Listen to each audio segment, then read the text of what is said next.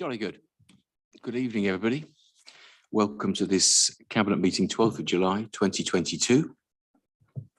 Let's start by asking if we have any apologies for absence. I'm aware of some of our number of our Cabinet members currently with COVID positive tests, unfortunately. So we will have, who have you got recorded, Paul?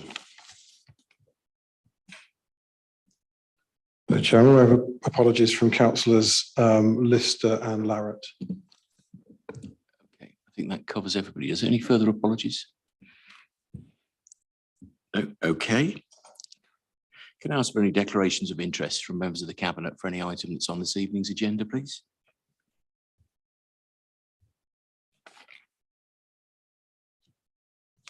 No. Okay, thank you. In which case, that takes us on to minutes. And we have some minutes of our last meeting, which was the 14th of June here at Toaster at 6 o'clock. Can I ask if any Cabinet member has any suggested alteration or any query with those minutes? In which case, can I just ask you to confirm your agreement? Is that agreed? Agreed. Agreed, thank you.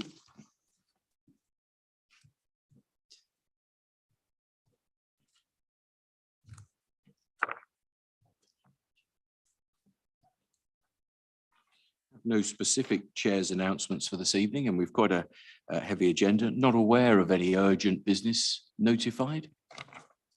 In which case, let's move on to the first of our main reports, which is item 6. This is revenue monitoring. Quick introduction from you, Malcolm, and then we'd have two speakers, which is Councillor Bob Purser and Councillor Jonathan Harris. Malcolm, over to you. Yeah, thank you, Chair. Well, I'm not going to labour this because most of it's in the report for those that are interested. The key point here is that it's really a no surprises report, which is always the best way to have it this time of year. We're showing for the financial year an underspend of 110,000. You may recall it was about 30,000 we were predicting at the end of period 11. So no significant change. If you run through the various areas, you'll see the on page 17, the overspends and underspends, and the arguments that go with that are then laid out in the report. If I move on to the housing revenue account, that we're saying is neither an overspend nor an underspend, so a bit more straightforward, that one. So the detail, I won't go through it. There's quite a lot of it, as you know, very ably written by Martin here. So I think I'll probably stop there, Chair, and see if anybody wants any questions. Okay, thank you, Malcolm. Let's call our speakers for their comments. Let's call, first of all, Councillor Bob Purser. Bob, welcome.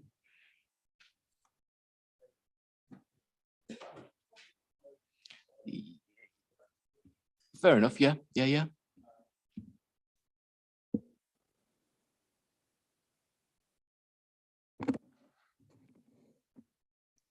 Great, thank you. And just to recognise that it's a complex area, I understand it's been to corporate scrutiny who've had a look at it. So I just got 3 points really. One is about inflationary pressures, and energy must be a real concern. I guess there are 2 ways of mitigating that. One is, how are we looking at best practice among other local authorities so that we get the best price for our energy? Do we cooperate with other authorities in bigger contracts that we might make savings? And then the second bit is, can we reduce our energy use? Are we reviewing whether and it will fit in with our climate strategy to use the minimum amount of energy that we can? So that's one kind of area of question. Second is that we've avoided overspends significantly because we've had staff vacancies. If our staffing strategy works, then we will have fewer vacancies, and will that then put us under cost pressures? And how do we square that particular circle? Because it seems we're being saved at the moment by the number of vacancies that we hold. I suppose the other bit of that is that we still seem to be using a lot of agency staff, and that must be a concern again. Are you looking at how you can reduce the authority's use of agency staff? Am I right in thinking that the Children's Trust, we've balanced the books there, or they've balanced the books by drawing down reserves?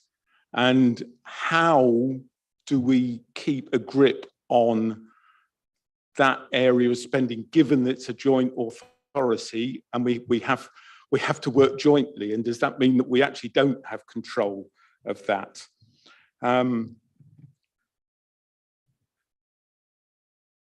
Transformation. We see in the adult services budget, which is the one that seems to be under quite a lot of pressure, really, that we have targets for savings, but they're in the amber area in terms of whether we can deliver them. So are we being over ambitious in the savings that we can actually deliver in what is really quite a complicated area with external consultants and our own internal initiatives that are going on? So do we need to be cautious about our predictions of savings there? And then finally, the write-offs, where we've written off debts. And there's one that I've particularly sort of concerned me, where a provider went into liquidation and we have ended up having to spend 95,000 in where we made an overpayment. Will there be ways that we can stop that happening in the future? Thank you, Chair. Thank you, Bob. Thank you very much indeed. Let's bring our next speaker, Councillor Jonathan Harris. Jonathan, welcome.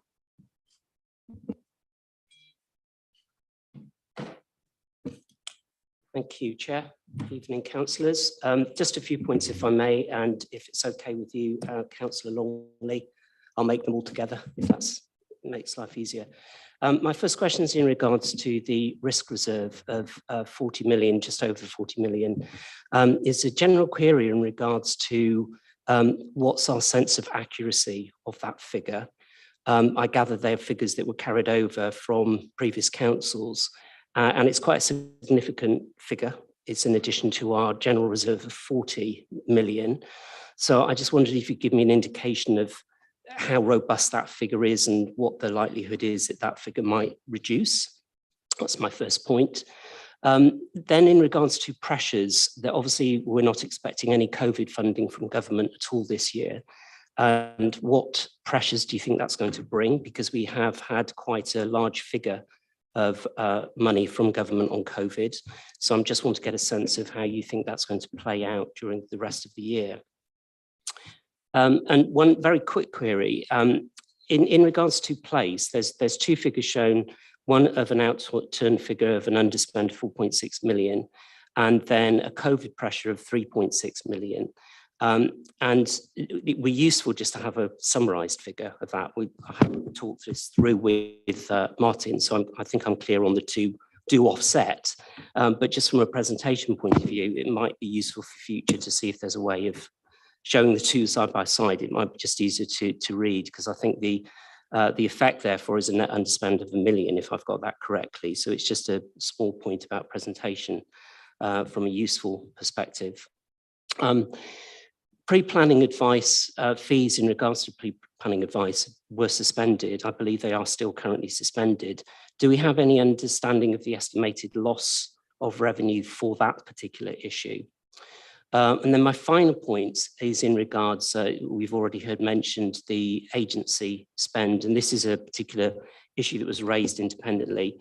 First, I'd like to thank Alison for a very prompt response on this and the organisation of the meeting with Councillor Hannam on Friday. But it does concern me a little bit that we still clearly have systems issues in regards to presentation of vacancies of 557, I understand there are glitches in the system, which means that isn't necessarily reflective of the full vacancy level. But it's a question of timing as to when we can actually address that to get a very accurate figure.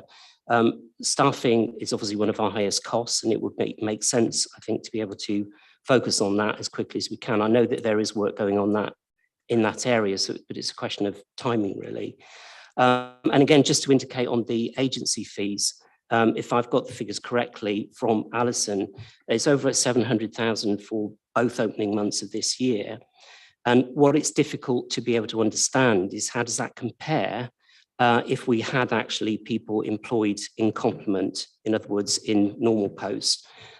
Is there a way of understanding the differential of how much more we might be paying through agency? I hope they're clear. Thank you. Thank you, Jonathan. Thank you for your questions and comments.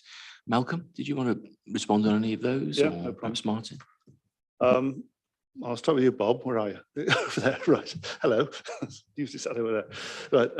Yeah, inflationary pressure on energy. Well, there's no question about that. I mean, there's nobody can possibly doubt that there is a problem there. And thanks to as much as anything, the Russian situation, it's not likely to get any better as far as I can see.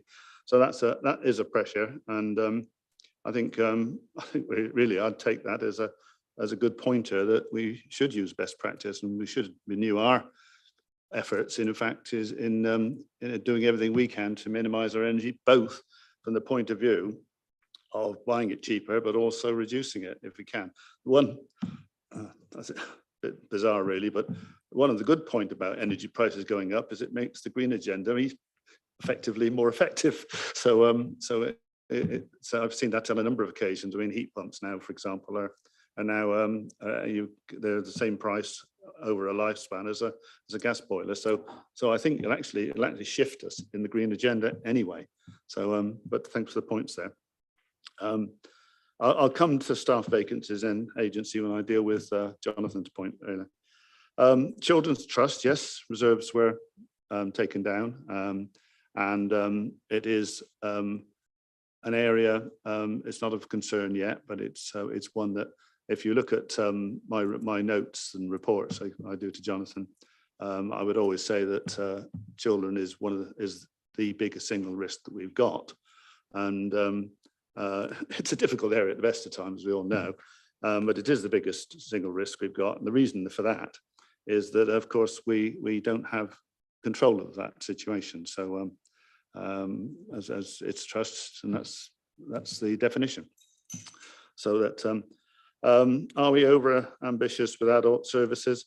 Well, when you put cost reduction programs together, I've had this question quite a few times in previous years. What you tend to do, you tend to go shoot up here in the expectation of getting about there usually, and some will go better and some go worse. So yeah, I wouldn't be at all surprised some will be. There's no doubt about that. But equally, some people undershoot. So it does work both ways. Write-offs. Well, write-offs is something that we do every year. Usually in adult.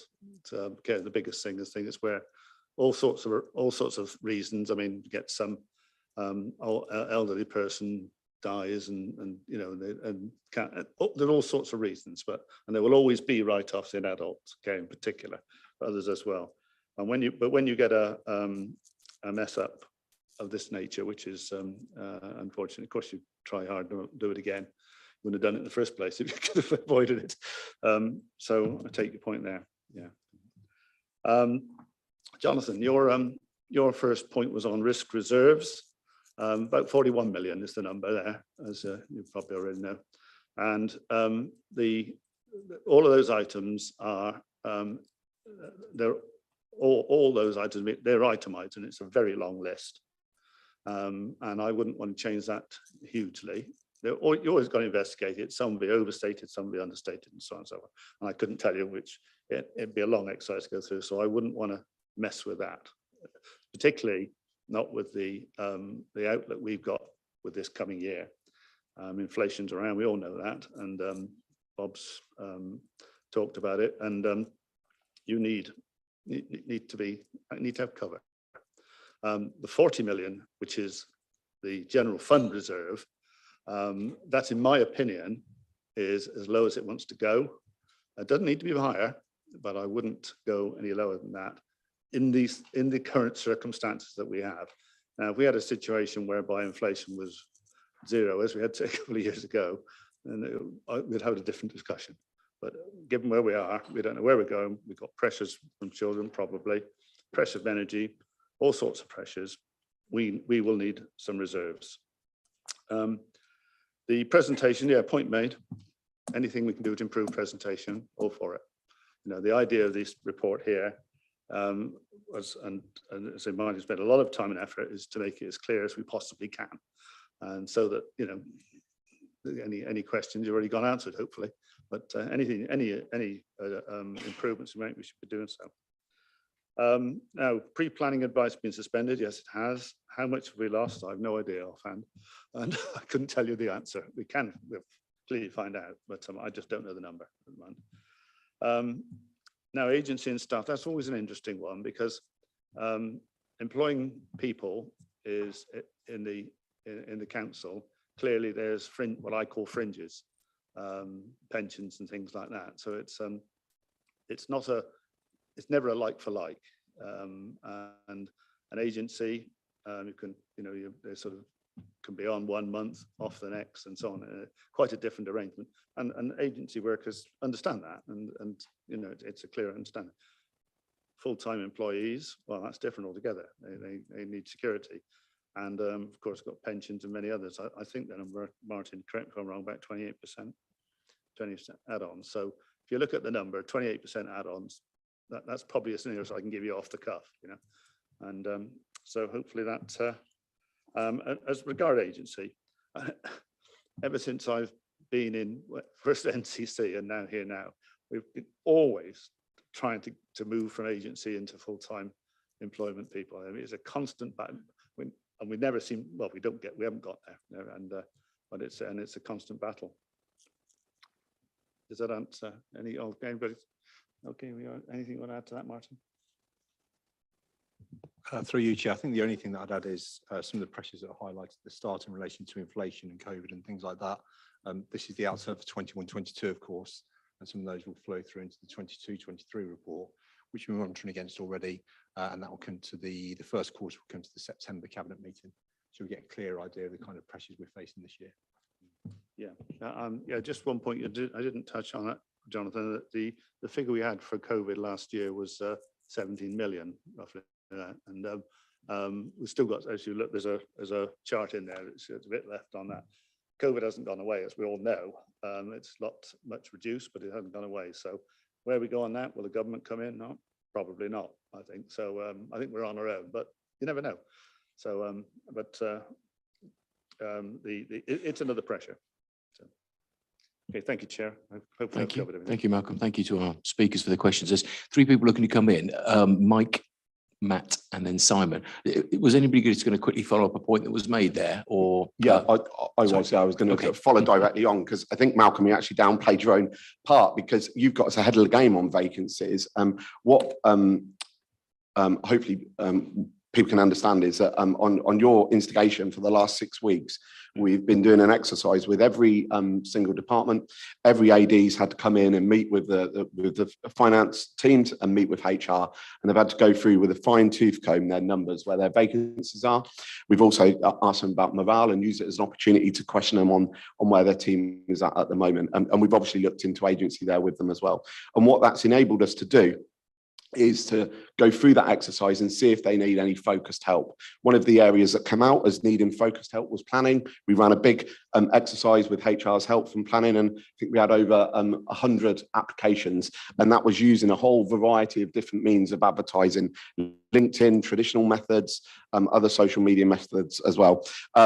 Councillor Harris did mention one point about the glitches in the system. It's not actually a glitch. Unfortunately, it's the way our ERP Gold system works, is it won't show as a vacancy until that person starts. So the number is almost falsely inflated. We may have recruited, but the number doesn't show that. The number's also pending deletions. We've only, I think, just last week or last couple of weeks, finished our sessions going through the vacancy numbers, and that's highlighted a number of posts that need to be deleted. Obviously, that work's still pending, so the number that Councillor Harris had is pending deletions as well. So I just thought I'd clear those couple of points up. But obviously, from those focus sessions, we have absolutely nothing to hide. We've arranged a session with two opposition councillors, one Labour Lib Dem, later in the week, to go through some of the information that we found from those sessions. With nothing to hide and happy to have ideas to help fill those vacancies. So obviously, I would mention as well, we have record employment in this country at the moment as well. So it's a tough marketplace, and we're trying to box clever to get the best people. Thank you, Mike. Really helpful comments. And yeah, well done to you and to Malcolm and to all the others involved for the exercise you've been running over staff numbers, vacancies, and so on. Simon, I think your point was also a follow-up perhaps to something that was mentioned. Should we go to you next? Thank you, Jonathan. In relation to the question about energy supplies, I can just reassure members we do buy almost all of our energy through a buying consortium called Laser, which is a very large public sector buying consortium. So we do get the best prices really available to us. Just occasionally we inherit a contract which isn't on Laser, and as soon as we can, we switch it to it once the minimum term has expired. But 99% of our energy comes through Laser. We do also have a programme of energy efficiency works, including, for example, replacement of lighting with LEDs, things like that. In fact, we've just replaced the lighting in the county archives with LED, and there's an ongoing programme of such work. Thank you, Simon. That's really helpful. Let's go to Matt. Matt. Yeah, thank you, Chair. It's just to offer a bit of context around the point Bob made around the amber savings in this year's savings proposals of 4.6 million that are rated amber, and I think that's the right place to have them, given that we're still mobilising out of the pandemic and dealing with new reforms and increased demands. So it means we're looking at the deliverability of the savings alongside potential mitigation. So, and amber, I would say, is the right place to have them until we're dead certain that we're able to deliver some of those. And also the point on the IT strategy, and we're looking to make sure that we can move to live automated pavements as soon as possible. Thank you. Thank you. Thank you, Matt. That's very helpful. Something that cropped up a moment ago was planning. We had a question, sadly, as well as Danielle Stone, who's a regular speaker at these meetings. Ken Pritchard also is down with COVID. Ken asked a question. I think it probably fits best around here, so we might ask Rebecca to chip in because it's planning related. What's the current situation with staffing in the planning department? It was touched on there, Rebecca. Would you like to expand just slightly for everybody else's benefit as well as Ken's? Yes, certainly. Thank you, Chair. I'm happy to do so. So in the first recruitment drive, which we've recently held, was the first major one, we managed to fill all 4 of our planning officer and student planner vacancies externally. For the senior planners, we filled 2 internally, which of course means we have to backfill those. So that creates further vacancies further down. But we, of those 12 roles that were offered, I think we managed to fill 7 successfully, and there are 5 that have gone out to the next round of recruitment, again through the means that Councillor Hallam has referred to. It is a very, very active market out in the planning world. They are very much in demand, and we find that planners from good authorities do get pinched, which is an issue we're dealing with. But we are on a improvement plan. We are seeking to retain our staff, recruit our staff, and we will see an impact as that comes through. So, thank you, Chair. Thank you, Rebecca. That's helpful. I know it's an area of concern. It's an important area of focus, and it's a priority for all of us, isn't it? So thank you for the work that you're doing along with others in the planning area. Don't see that we have any further comments. If there is nothing else, can I direct your attention, please, to the recommendations, which as always are at section 3, and they are about noting the provisional out-term position, approve the use of contingency budgets, agree the debt write-offs requested, and note the financial risks. And I just ask you to confirm your agreement to those recommendations. Is that agreed? Agreed. That's great. Thank you very much indeed. Which takes us on to item 7, which is the general fund capital and housing revenue account capital monitoring. So back to you again, Malcolm, following which we have speakers, again, Councillor Purser and Councillor Harris. Malcolm. Yeah, thank you, Chair. Right, the key points here, again, the reports I think are pretty comprehensive. The key points here is that as the carry forwards, we in the last financial year, we had it originally in the reported in the budget of 88 million. In fact, we've delivered on 58 million. So that's an important point now, and that's a carryover. We got over 100 projects we could put in. We've got more projects and we've got money. That's always a good sign. But of course, you've got to decide which ones you're going to put in. All the projects that go through, they go through what's called a capital and assets board. We actually held one this morning, and nothing will go forward unless it's gone through that. So we make sure we get the best bang for the buck, as it were. And it's a prioritization arrangement, and the priorities are quite clear. And anybody wants them, I'll be happy to send them out. Now, the other interesting thing about the 58 million is how it's financed, because we have a situation whereby if you look on page 56, you'll see that the important number there is the 58 million total and the 17 million worth of borrowing. And that means that a lot of these come from capital receipts, grants, ESSA 106 as an external funding. So although we've increased our borrowings in this regard by 17 million, you must always remember that every year we pay off borrowings as well. So the objective here is to get the capital program delivered to the best of our ability, whilst minimizing any increased borrowings. So that's the basic strategy. And of course, you've got the five reasons why, the hierarchy. Moving on to the HRA capital program, a similar story, although of course in their case the borrowings are higher because than they would otherwise expect from ourselves. And so the carry forward is there again, and that's something to be concerning about, because we're not getting the houses that we'd like. But the arguments there apparently is very difficult now to get.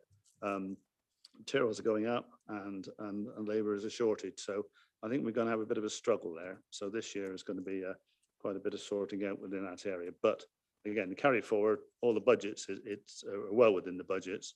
And so, Chair, I'll leave it at that for the moment. Thank you. Okay, thank you very much, Malcolm. Let's call our speakers. Bob, Councillor Purser.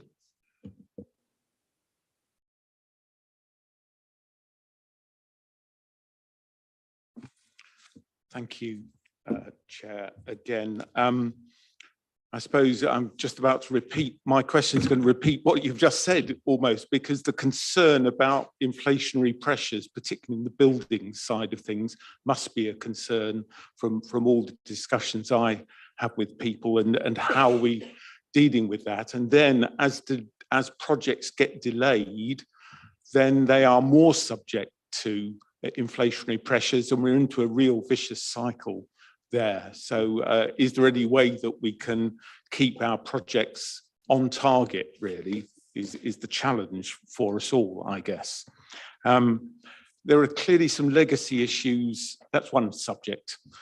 Legacy issues about Section 106, and just wanting to know what progress is being made in finding those funds, because they're significant, I guess, significant amounts of monies, then they enable us to do significant things in the area. So I would hope that you can report some progress is being made on that. I suppose then there's an issue about just coming back from the scrutiny meeting we had a couple of weeks ago, and about making sure that our capital projects are actually meeting our corporate objectives. Do they fit in with the corporate plan that we now have? Because many of them are legacy projects. So do they fit with what we're trying to do now? And are we looking at that? Does it fit with our anti-poverty strategy? How do we assess these? Is there a risk that those who shout loudest get the most money? And are they related to what are our priorities as an organisation?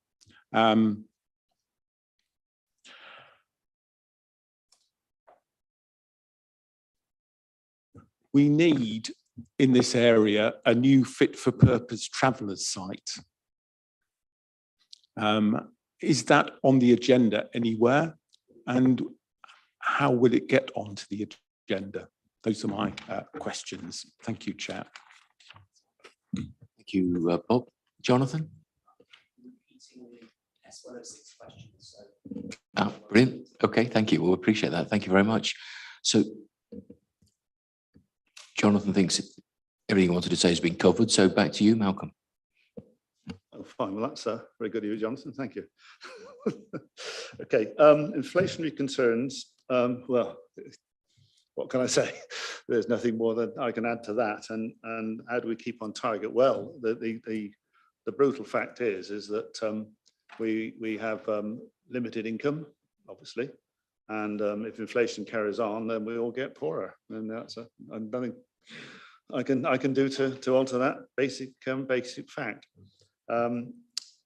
Clearly, I mean, you start. We're already looking at costs and things of that nature, and you drive that bit harder. But really, high inflation is a killer, and won't do us any good at all. It's obviously it's a downside. Now the legacy of 106, that the housing HRA now comes into the Capital and Assets Board, and we had a very interesting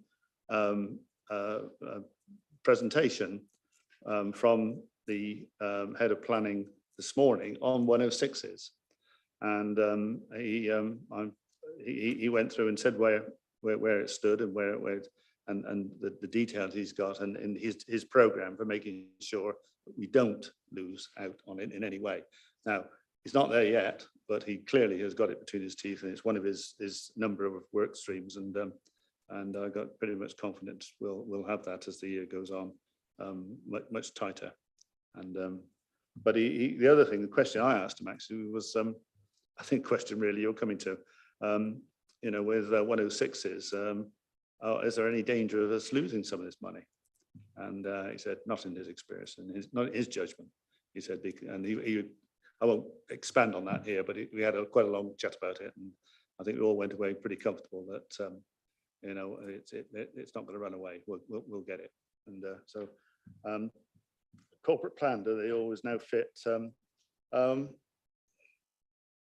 far as I'm aware, I can't swear to that one. And our current priorities, I mean, I'm bound to say we are financially driven at here. Obviously, we're looking after the finances, and I would clearly hope all colleagues are aligned to the priorities. But if we saw anything that was wildly out, then clearly we'd cry foul. But I can't allude to anything that is, as far as I'm aware. And traveller site, is it on the agenda? I don't know. I'm not aware of it. And but it certainly wouldn't be a financing. It would be I guess Rebecca would answer that. So I'll pass it with you on that, Rebecca. Chair, I think that's me done there. Thank you. A couple of people are going to come in. Martin, I think you're going to add some comments. Thank you, Chair. Just add a couple of comments really on the inflationary pressures point. As Councillor Longley said, it's all managed through the Capital Assets Board, which met this morning. What we talked about this morning was on the major projects, making sure we've got a complete grip on those costs, how they're escalating, and whether we can contain those within existing budgets. So we'll rate, red, amber, green, rate the different major projects that are coming forward in future, so we can make sure that it's managed within budget, and if not, we take corrective action to deal with that. So that will deal with the a bit more information on the inflationary pressures point. And then the only other point I wanted to highlight was the link into the corporate priorities. So when we did the budget exercise for 22-23, there was quite a significant mapping exercise on the revenue budget and capital budget, which mapped all lines across to the current corporate priorities. And we could recirculate that, so you can have a look at that. Thank you, Martin. Rebecca, you can add some comments. Yes, thank you, Chair. I thought I'd just address Councillor Pearce's question about traveller sites. There was a policy in the Northampton local plan dealing with traveller sites, which the examiners felt wasn't appropriate for that particular plan. So it was removed prior to examination, probably a year ago now. The examiners felt that it was more appropriate for it to be dealt with at strategic plan level. So there will be it is on the list of things to do, but it will be covered in the strategic plan in due course. Okay, thank you, Rebecca. That's great. Right, okay. Any other comments at all? Members of the Cabinet, any other points to raise? No? In which case, the recommendations at section 2, they're all about noting the contents of the report. But may I just ask you to confirm your agreement to those recommendations? Is that agreed? Agreed. Thank you.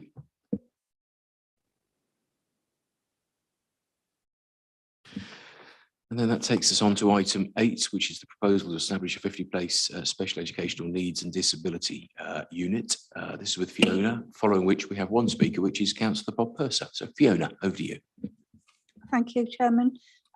This paper comes following the paper that was approved at Cabinet on the 3rd of May 2022 to start the 4-week consultation for a 50-place send placements at Hunsbury Park Primary School.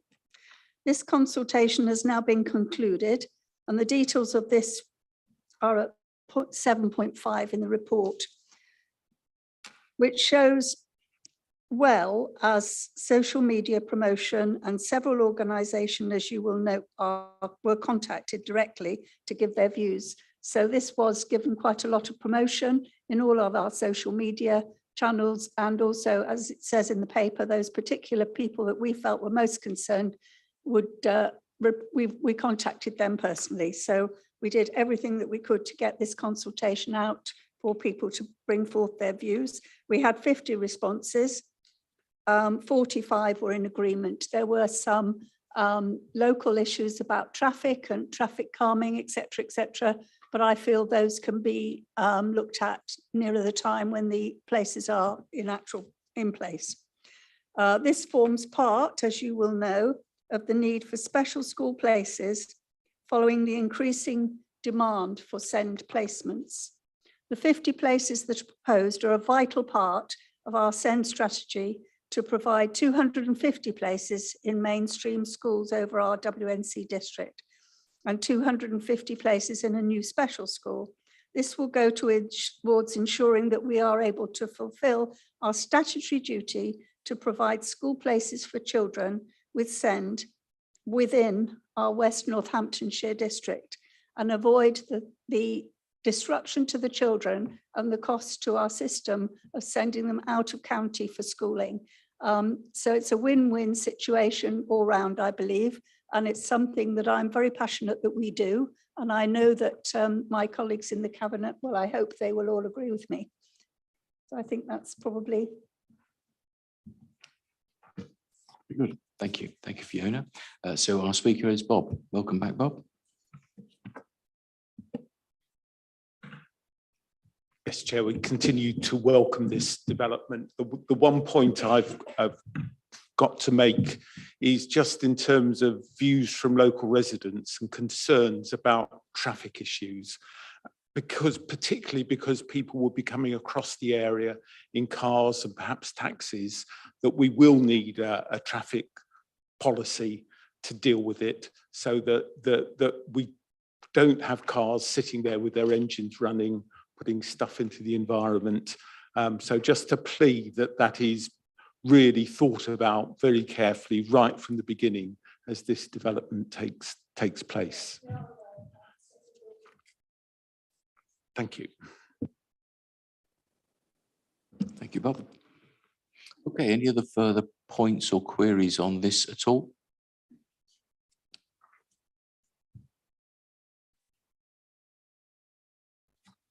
No, okay, in which case the recommendations are at section 3 of this report. Can I just ask you to confirm your agreement to the recommendations? Is that agreed? Agreed. Thank you very much indeed.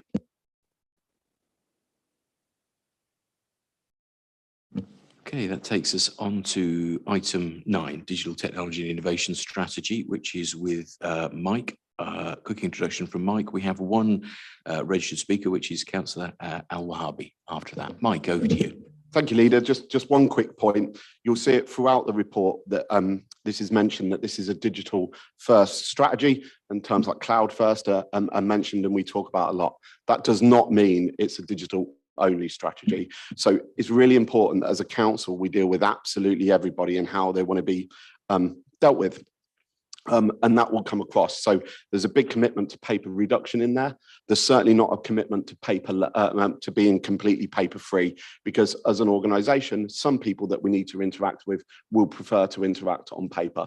So unlike a private enterprise that can go cashless or digital only, we'll never be in that place, and we're committing not to do that. So I just wanted to re-emphasize that tonight, so the point doesn't get, hopefully won't get raised. This is digital first, it's not digital only. I'll touch on that some more after we've heard from the speaker. Lovely, thanks, Mike. Okay. Jamal, welcome. Thank you.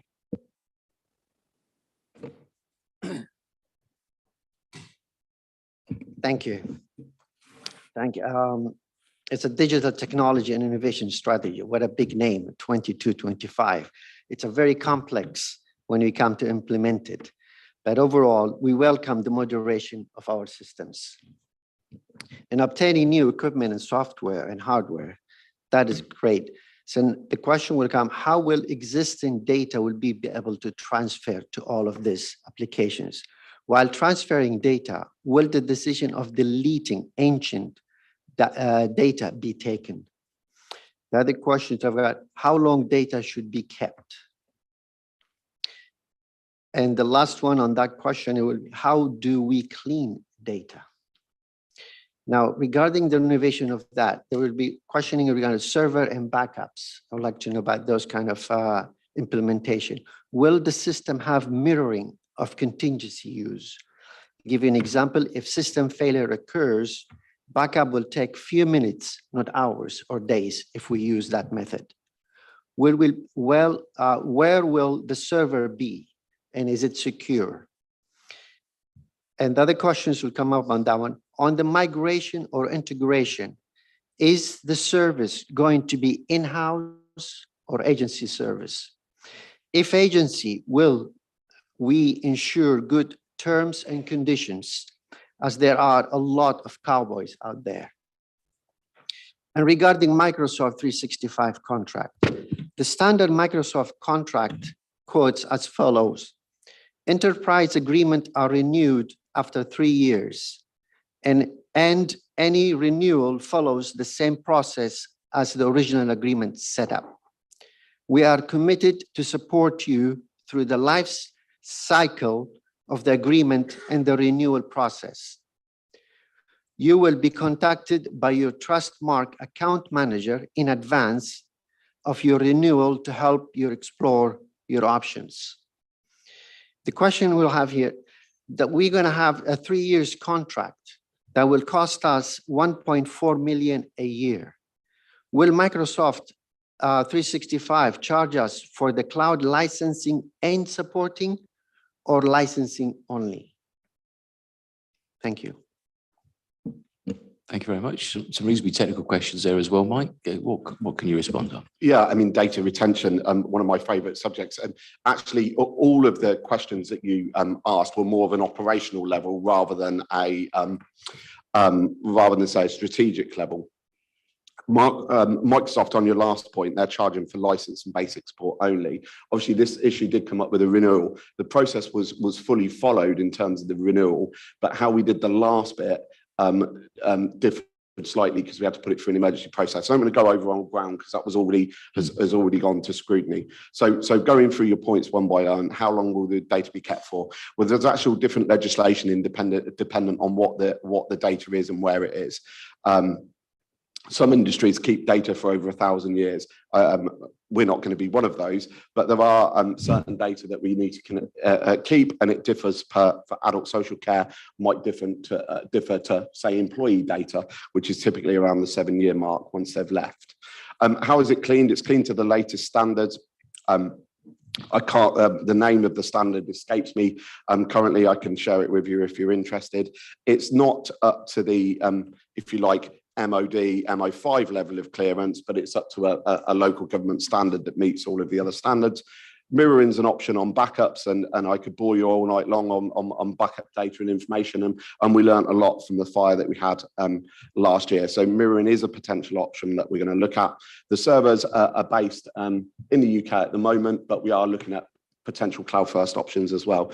All of this detail will come out in the operational plans and the project plans that we release in due course. So lots of operational questions. Happy to get you involved in it, because two heads are always better than one when it comes to these type of problems. Brilliant. That's great. Thanks, Mike.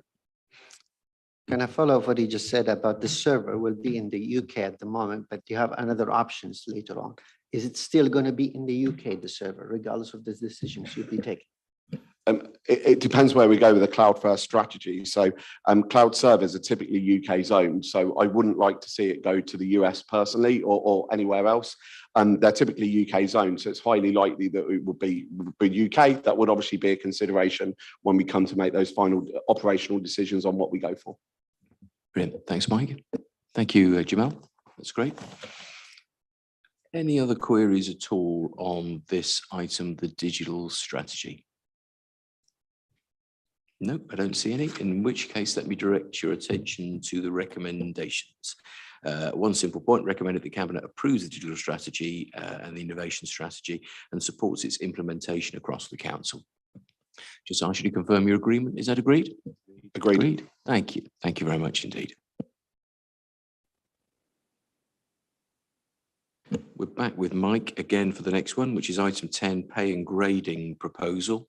And we've two speakers here after you've introduced it, Mike. One is Councillor Purser, the other is Councillor Emma Roberts. Over to you, Mike. Thanks. This is clearly a big piece of work, and one of the things that Unitary was always going to throw up. We've had long discussions and lots of work has gone into this, particularly with the unions as well. So happy to present the report and wait to hear what the speakers have to say. Jolly good. Over to you then, Bob.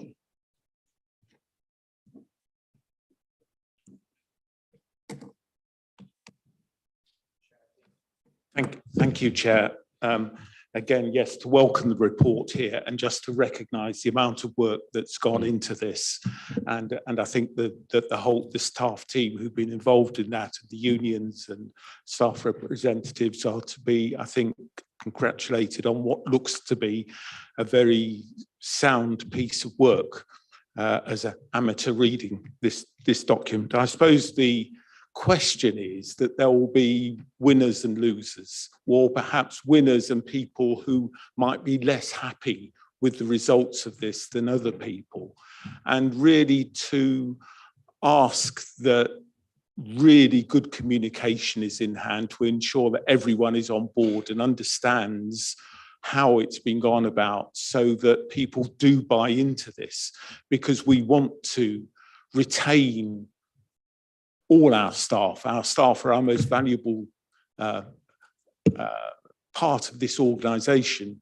And so I just want to hope that communication will be excellent on this, and that we will retain staff, and actually this strategy will be part of rebuilding the staff team and having a strong staff team with the authority. So that's more of a statement than a question, I think. No, that's absolutely fine. That's absolutely fine. Thank you, Bob. And certainly like to add to the thanks for all the people who've been involved in this massive process. Mike, I think, will say more. Should we bring our next speaker in? Oh, do by all means then, Mike, yeah. It's there's 95% of people either have no detriment or gain from the process. So it's 5% of people have a decrease in their position.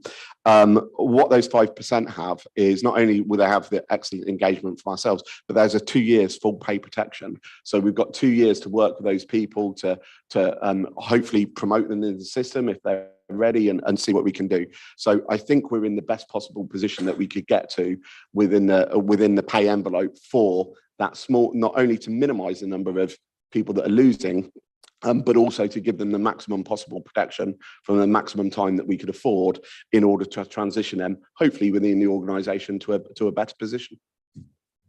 Okay, thanks, Mike. Next speaker then is Councillor Roberts. Emma, welcome.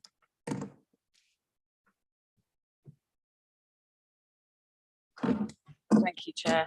Well, welcome the report. On the whole, it's really good. I know how much work has gone into it, and I know how much work has been done with the trade unions on it. I think that we don't, Councillor Person made the point, we don't really know yet whether there's winners and losers. Councillor Hallam's just talked about the 95% protection, but a lot of this is based on guesstimates and isn't done on any matching or slotting process that's yet taken place. So because the jobs haven't all been matched into the structure yet, we don't know who or what exactly will be impacted by it. So I was disappointed that we hadn't based the development of the pay and grading on the NJC job evaluation, but I do appreciate why not. So I do understand the complexities of that. I think the key thing for me is that staff are not impacted by this council's creation. Those staff, many of them didn't want to leave, particularly perhaps South Northants or Daventry. They didn't want to become another authority. The best value report in 2018 showed that there was no implication on staff of its NCC's failure to deliver best value. So staff should not be suffering as a result of any of these changes. It's great to see that we're potentially going to protect that 95%, but should those guesstimates of the 5% who will be impacted actually have a greater impact on staff, and that go to, let's say, 10%. I can't see anything in the report that deals with what the budgetary implications of that would be and whether or not we've costed that for future reference and whether or not we feel we can cope with it. Because I think we should be able to cope with it. I think we have to be able to cope with it. And I think if it's 5% who are impacted, pay protection is brilliant. And I'm really glad that we've agreed that with the trade unions.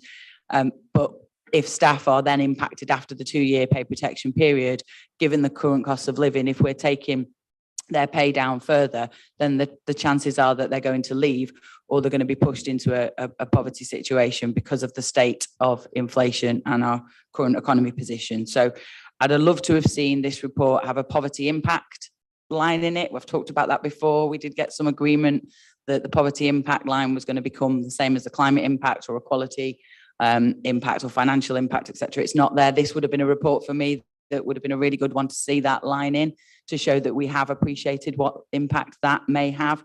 But, you know, I make those comments and I give those critiques and concerns, but genuinely the work that's been done, I think, is phenomenal. It's no easy task at all. But budget, have we got enough money to cover it?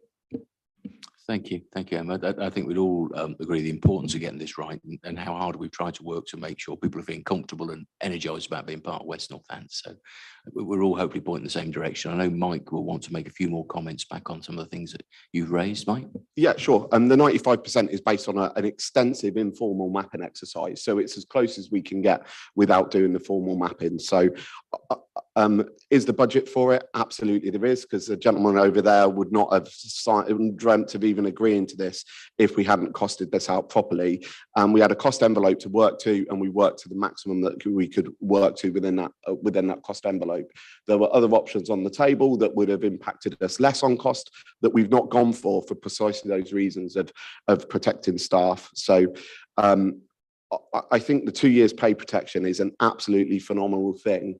And there's just no way we could commit to more than that. In the private sector, 3 months would be seen as a really good deal. 6 months, and I've never heard of 6 months in the private sector, would be seen as a phenomenal deal.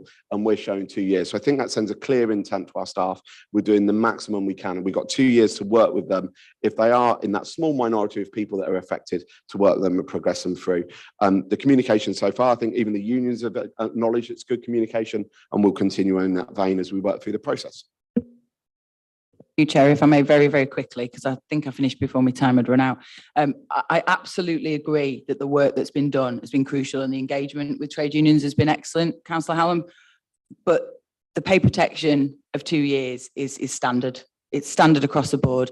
And in the private sector, we negotiate quite regularly 2-3 year pay protection deals. So I think it's really important that we step ourselves above on that pay protection element. And the point on the budget was just about whether if we don't meet that 5% window and it is going to cost us more, have we costed that into the budget? So that was the query. But thank you, Chair.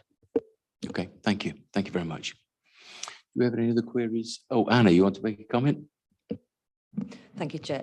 It's just a comment really, because I think it's quite important because there is some confusion in staff. Councillor Roberts made the point about people who may not wanted to transfer into West Northants from the sovereign councils. Just to be clear, this proposal affects people who are new into West Northants. So they joined West Northants as new employees, or they took a job as part of a restructure.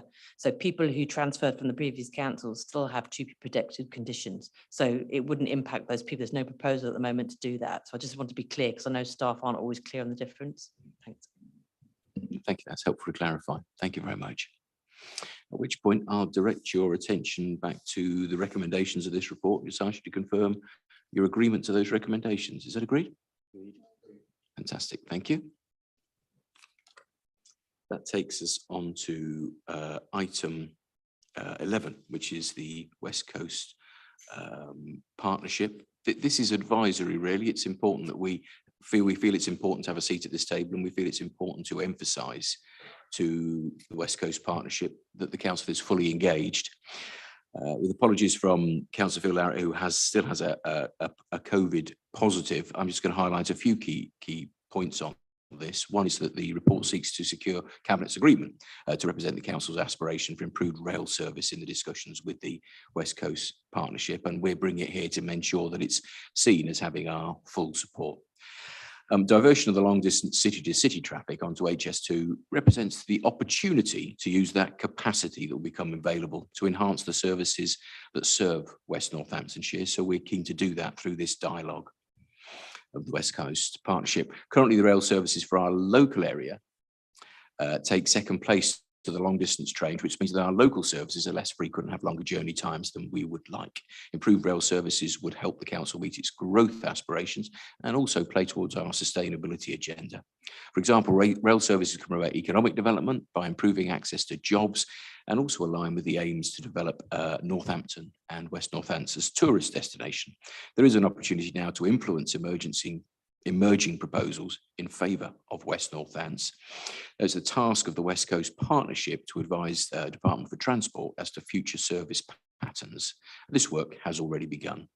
Representations to the Department for Transport by West Northants Council have resulted in their agreement for WNC to have direct contact with the West Coast Partnership, which means we can represent the specific needs and aspirations of West Northamptonshire. Without this constructive contact, the proposals now under development may not fully reflect the specific needs of West Northamptonshire in the face of alternative and even conflicting requirements for rail space. Consultation on future rail services is the responsibility of the Department for Transport, and will be undertaken when a range of proposals is available. Our objective is to influence the proposals that will eventually be consulted on.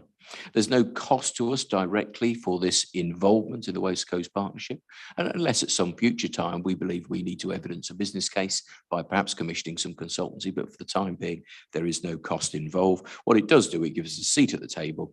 Therefore, it's recommended that the Cabinet agree to take this opportunity to enter into discussions with the West Coast Partnership.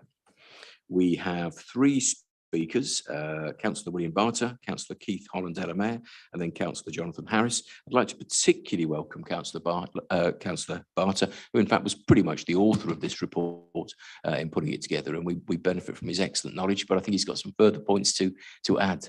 So William, welcome.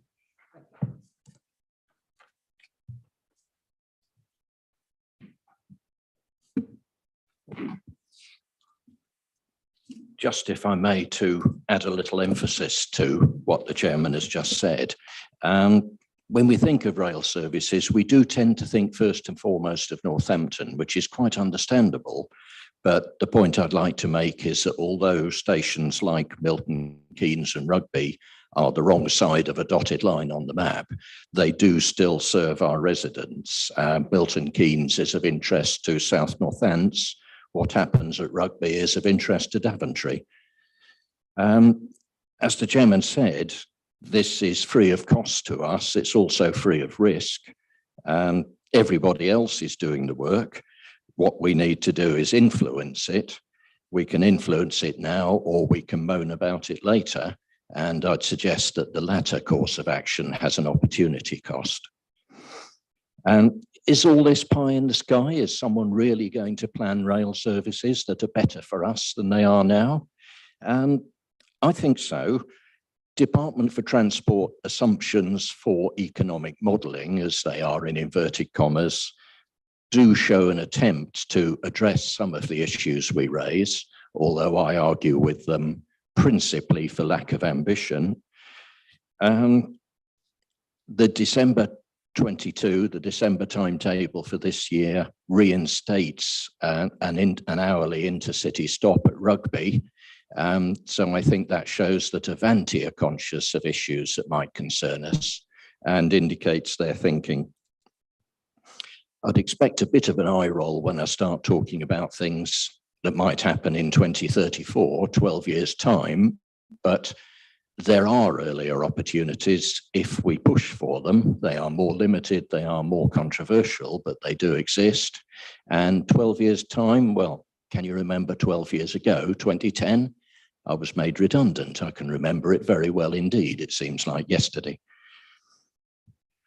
So what this report really is a shopping list, a tick list of things we would like to see so that we can judge the proposals as they emerge and give us a basis to go back and argue on things that might not suit us ideally. So I'd simply like to ask for the Cabinet's support in this and to support constructive engagement going forward. Thank you. Thank you, William. Thank you very much. And again, thank you for all the work that you put in on our behalf in terms of securing the best possible rail services. Let's go to our next speaker. And that is Councillor Keith Holland-Delamere. Keith, welcome. Thank you, Chair. Welcome this report. I do remember many years ago when a government minister said of the benefits of HS2 that places like Milton Keynes and Northampton would see the benefits, recognise how difficult it is for our West Northants area that some of the benefits are being enjoyed in one area and not necessarily enjoyed in some areas where the impact of the construction of HS2. I think as part of this, it's also recognising that we still need to work on an integrated transport strategy for our area in terms of linking up bus routes, linking up stations to make sure that we fully see the benefits of an increase in 12 years' time. We've still got a lot of building blocks to do in the meantime. So again, I welcome the reports. I welcome the fact that we are engaging with the process to really push to see the benefits for in 12 years' time, and just a plea that we also look at the wider integration of our transport and in the area. Thank you. Thank you very much, Keith. Jonathan, Councillor Harris.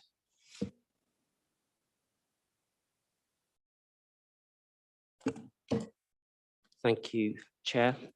This is an area where Councillor Barter and I have discussed offline. It's an area that we're very supportive of. So I'd like to recognise the hard work that Councillor Barter has put into this also.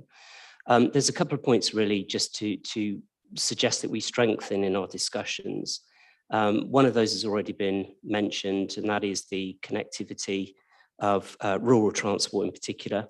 I think there's a lot more that can be done, in particular with Long Buckby Station. Those of you that know Long Buckby will know that its accessibility is particularly challenging. There's a long flight of stairs. There's not really any access for those people with mobility issues. So that really needs emphasising.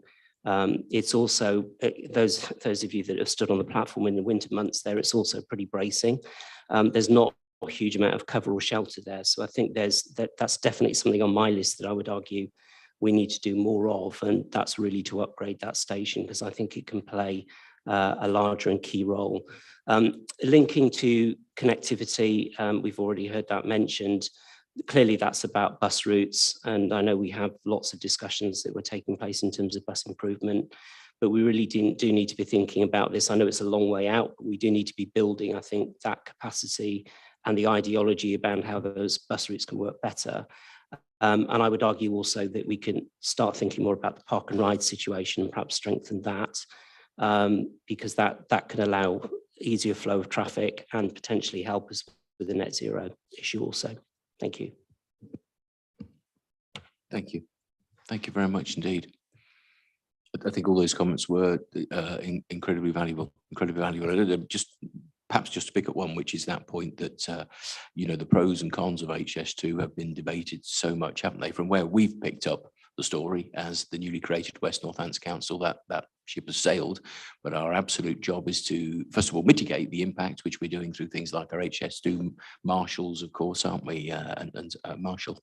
But secondly, is to ensure that those opportunities promised of improved services are exploited. And that's why, certainly from my own point of view, we'll ask the Cabinet in a moment, I fully support that we're engaged in this discussion. Absolutely important that we are. Do we have any other comments or questions that the Cabinet would like to make? Matt, comment from you? Yeah, just very briefly, I totally support the report and the comments made, and really emphasise again that that need for an integrated transport approach to locally. You know, we've talked about it on things like the anti-poverty strategy and what that would mean to enable more rural-based people to access work and, you know, the economic benefits, etc. So I think it's, and I know Phil would echo that if he was here this evening. So just to support that point. Yeah, thank you. yeah, and thank you for making those points, John. I think you're absolutely right. I think everybody would support that. Comments we passed on to Phil, who I think is probably watching anyway. Were you going to comment there, Ad? No? Okay. Any further comments at all on this? In which case, I just ask you to confirm your agreement to the recommendations, which is in terms of the support that we're giving to this dialogue. Is that agreed? Agreed. Thank you very much indeed.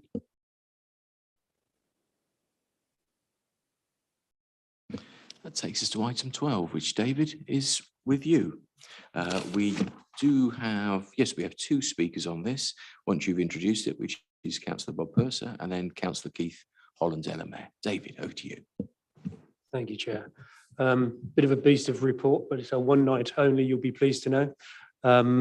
So we are required on an annual basis to look at these service plans. So this evening, well, I'm looking for Cabinet approval for the 4 service plans, these being the Health Protection Service Plan 22-23, the Food and Feed Standards Service Plan for 22-23, the Spray Paint Enforcement Service Plan 22-23, and the Tobacco Enforcement Plan for 22-23.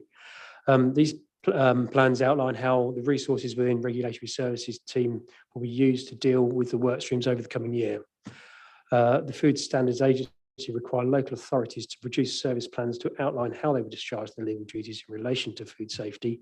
This is work undertaken by the environmental health team, and then food, for food, and then feed standards, which is that's animal feeds, which is work carried out by trading standards.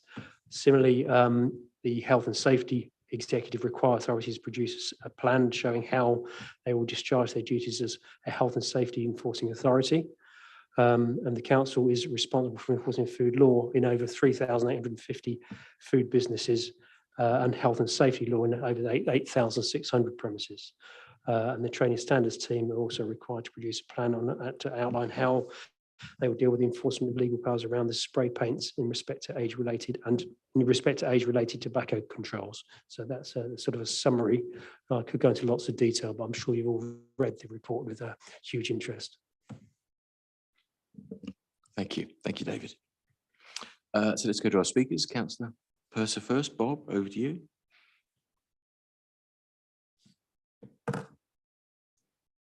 Thank you again, Chair. It may be a beast of a report, but it's a very important report and one that I welcome. I think it's an area of the council's responsibilities that's often under-recognised, and it's important that it has its proper space on the Cabinet agenda. So, and the fact we get 4 reports for the price of 1 must be good. It was an area that the Caller report said had been cut to the bone. And given the impact of COVID on this area of work, I want to be assured that we have the capacity to do what the report says needs to be done. It's particularly important that we have an active prevention strategy so that people don't get food poisoning in the first place, so that all our premises are up to standard. And prevention would be the best thing, but we need effective and active enforcement as well, because as councillor for part of the Wellingborough Road, I know that you need the stick as well as the carrot to ensure that things are kept up to standard. So I would want to be assured that that is the case, that we have got the investment right in this area. and that we are back into a post-COVID mode of operation and a post what happened previously to this authority. I note the growth in food premises. That's welcome economically, but it does add to the demands on our inspection service.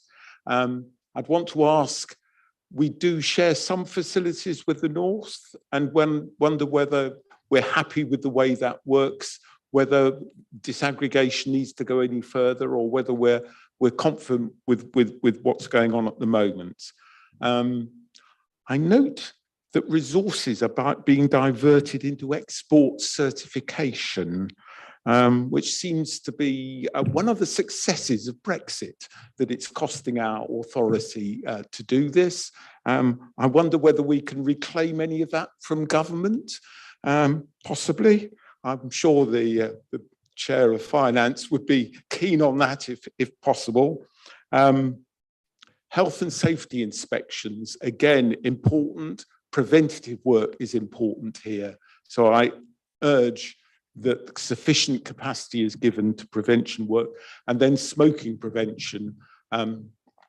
Again, we need to be on top of this. We need to prevent young people getting into smoking underage, and we need a very proactive and responsive. As soon as reports come to the fore, then we need to be on top of that, inspecting, doing test purchases. And I would add to that the importance of alcohol test purchases as well. There are some worrying statistics in the report on food poisoning in the area. I would hope that in coming years we will see that those figures reducing, so that the investment we put into this area of work is represented by a reduction in food poisoning incidents. Thank you, Chair. I think I'm exceeding my time. No, it's fine. Thank you, Bob. You're making some good points there. So our second speaker then is nothing further to add, Keith? Okay, thank you. Right, that's great. David, was there any responses you wanted to make to any of the points raised? The question in sharing with the North, where we like to share, so who knows, but certainly we are sharing, caring WNC.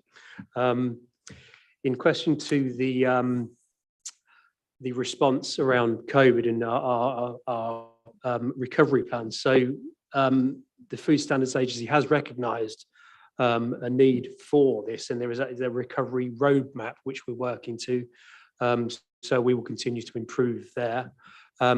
Smoking prevention, we've had one case, one investigation in 21-22 of under 18 purchases, but there's a significant increase in vaping products, which is something we're looking at more closely. I don't know whether it's because of the flavors or more interesting, but certainly that's something we're looking at. Food poisoning, well, that comes back to my point reference, the recovery map, if you like, but it's almost a 10% increase in food outlets. So yes, we're very aware of that. So yeah, we've got a good focus, but I think not as any excuse or anything else, but it's interesting to note that under the regulatory services, our responsibilities, there's over 70 acts of parliament and 1,000 associated regulations and orders. So it's a huge amount of legislation to work to, but be assured we've got a very strong and capable regulatory services team, and happy to take any of your questions later and introduce you to the team and do a walk around on Wonderful Road happily at any time. So thank you, Bob. Good. Any further comments or questions on this one from Cabinet, perhaps? No. Okay, thank you, David. In which case, let me direct your attention back to the recommendations. They're at section 3, and we are recommended to approve each of those 4 plans. Can I just ask you to confirm your agreement? Is that agreed? Agreed. Thank you very much.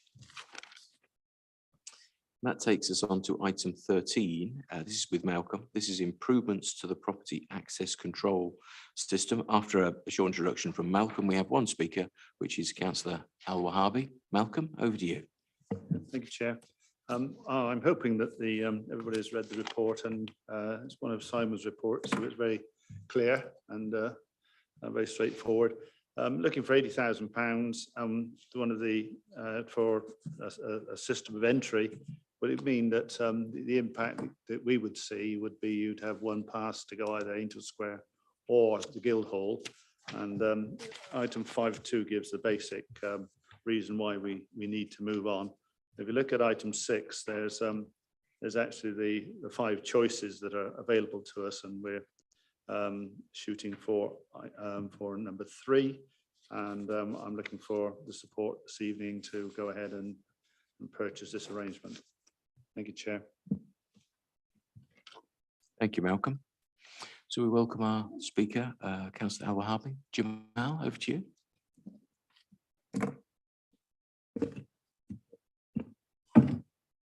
Thank you, Chair.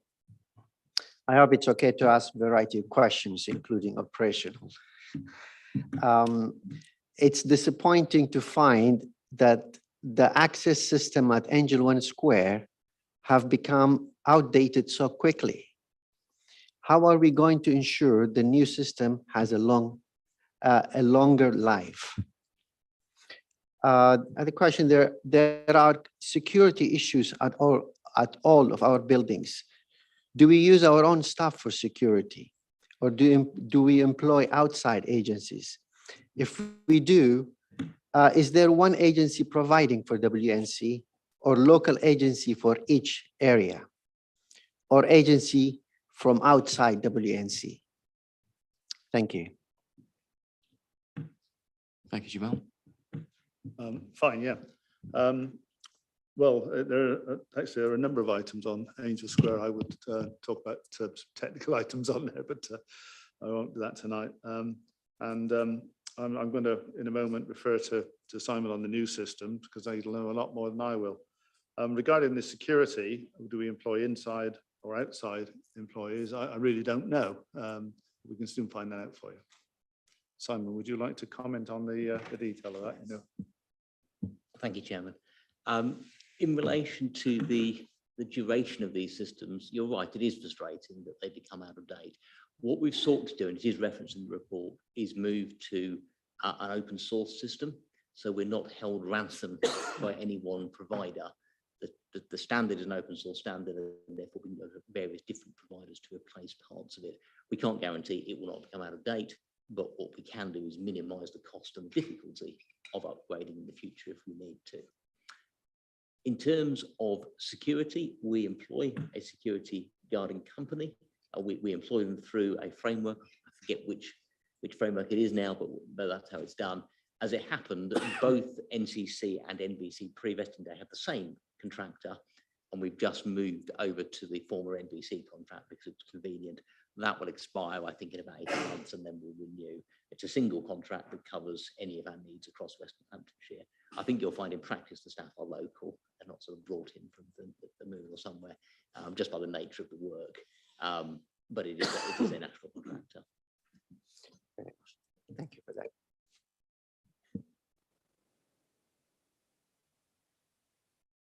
Okay, thank you. Any further points at all on this? No? Okay, in which case back to the recommendations, which is seeking for the approval of the £80,000 to upgrade Angel Square system and to unify the Guildhall system with that system. I can just ask for your approval, please. Is that agreed? Agreed. Thank you very much.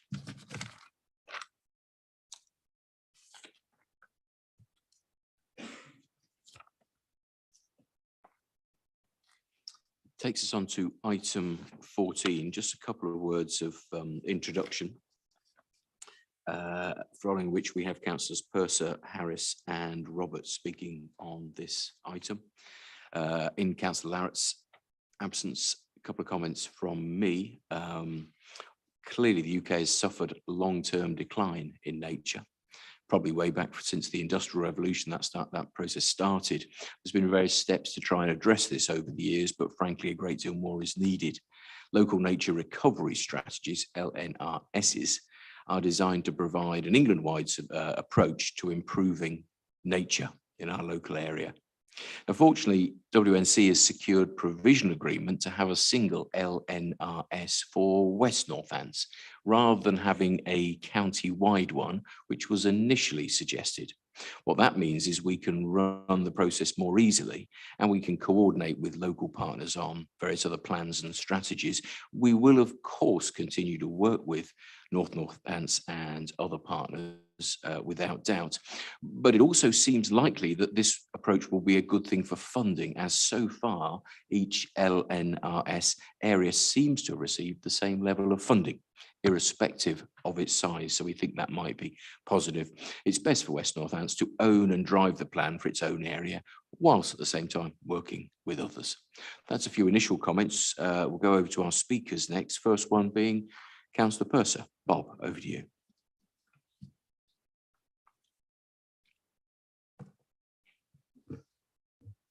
Yes, this is another welcome report coming to Cabinet this evening.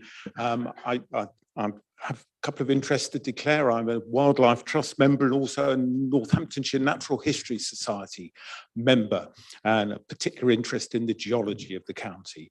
So welcome this report. It gives us an important role in taking a lead on our nature reserves. It gives us opportunity not only to look at each individual reserve, but how they can link up so we can get linear kind of support the development of a diverse flora and fauna in the area. So that's very good. I think it gives us a lot of opportunities, and particularly with the amount of housing growth, it can make sure that we've got nature reserves linked into our housing developments, which is very important for people's physical and mental health.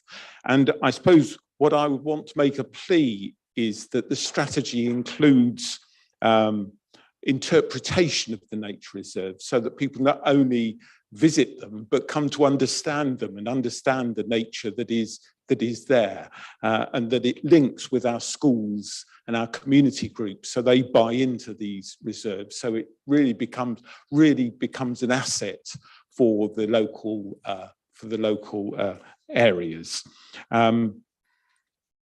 Hopefully, developing this strategy will also build up the expertise within the authority, and I hope that we won't be contracting out too much of the work to external consultants, so that we own the development of knowledge within our own authority. But there will be areas, I guess, where we will need particular bits of expertise, but please can we use local people who've got that expertise, of which there are a good number as we go forward. And I would make my special plea for the geology that we don't just cover them up with plants, that we can actually see the rocks that are there and are part of this area's heritage. So thank you, Chair. Thank you. Thank you, Bob. Our next speaker, Councillor Harris. Jonathan.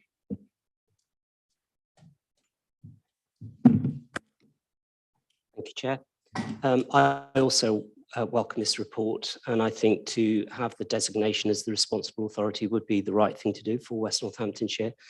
Clearly, we must make sure that this is aligned with all aspects of council business. That's really important, that it's intrinsic. Some of you may be aware that just yesterday, the head of the Environment Agency, Sir James Bevan, indicated that humanity is closer than ever to irreversible climate breakdown, which obviously is linked to our nature issues.